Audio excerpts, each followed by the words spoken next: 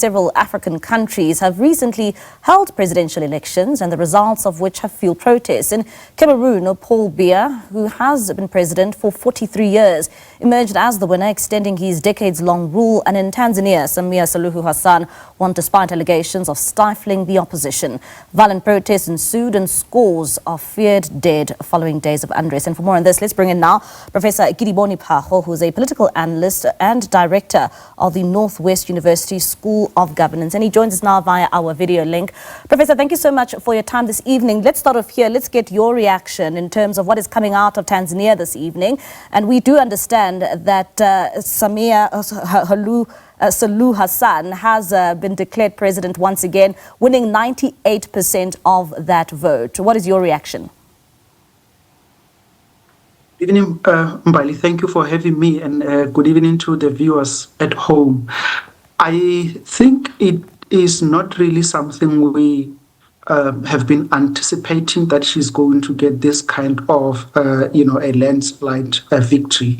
But to some degree, it makes a lot of sense because many of those who were able to contest her during this election period were actually excluded, and it does not look like that the authorities, especially from the African Union and some of the regional blocs, are coming to party and talking to the Tanzanian authorities on the inclusion. So it is going to be interesting on how best this problem is going to be resolved, because I don't see any end in sight with the current protests that are taking place. And what do you make of this power mongering of on the African continent? And I say this, I mean, we just saw Paul Biya in the Cameroonian elections. He is 92 years old.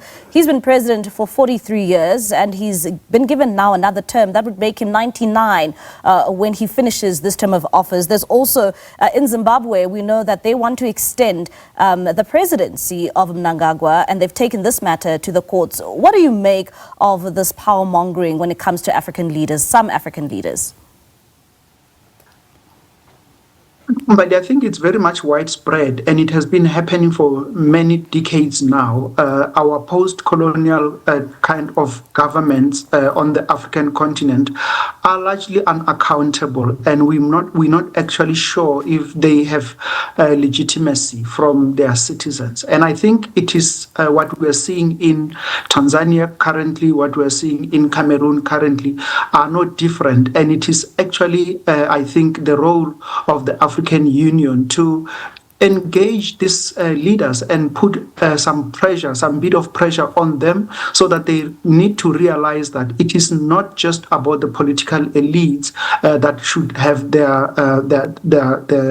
their pie, but this is more about the citizens. We have a very tough economic environment at the moment as Africa, and our trade dealings, economic relations with many countries, and even within Africa itself, are not really, promising. And this has affected a lot of young people on the continent. And you would imagine that perhaps what we should be focusing on at this particular point in time as a continent was to look into the economic prospects and how we should be including young people, so that we are able to compete with many of young people around the world. But it does not look like the current political elite has that kind of an interest. Yeah, and why does it seem as if, this is being allowed to happen, where we're seeing, leaders on the African continent wanting to hold on to power?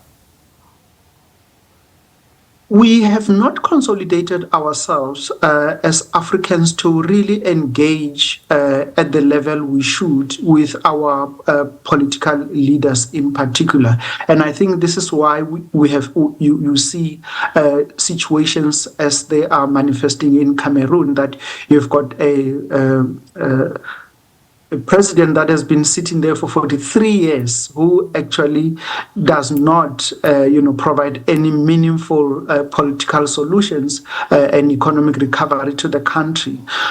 So it is a very highly protracted economic political problem that we are sitting on as a continent, and I think it is the right time that the young people need to respond to these kind of challenges so that they are able to help Africa take a completely different trajectory.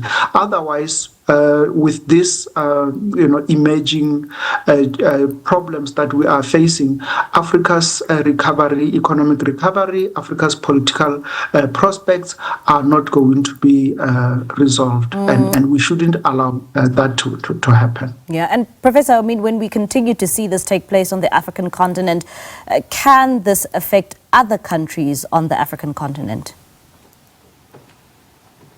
It does. There are a lot of bilateral arrangements that we have on the African continent. And this is why my major concern on these two developments in Tanzania and in Cameroon, we've seen similar, as you pointed it out, that Zimbabwe is also facing a similar challenge, that the president may want to extend his stay. We saw that the Mozambican elections were also marred by post-election violence. So it actually says that the AU should be stepping up and intervening and giving the direction. I think so far we had the voices of the UN Secretary General Antonio Guterres, concerned on the developments in Tanzania, but it would have been more meaningful to hear the direction and the engagement from the AU so that we are certain that there are, local interventions to our current political problems on the continent. All right, Professor, thank you so much for your time. That's Professor Kedibone Phago, a political analyst from the Northwest University School of Governance there, just giving us his insights in terms of the trends we have seen on the African continent, particularly to leaders on the African continent.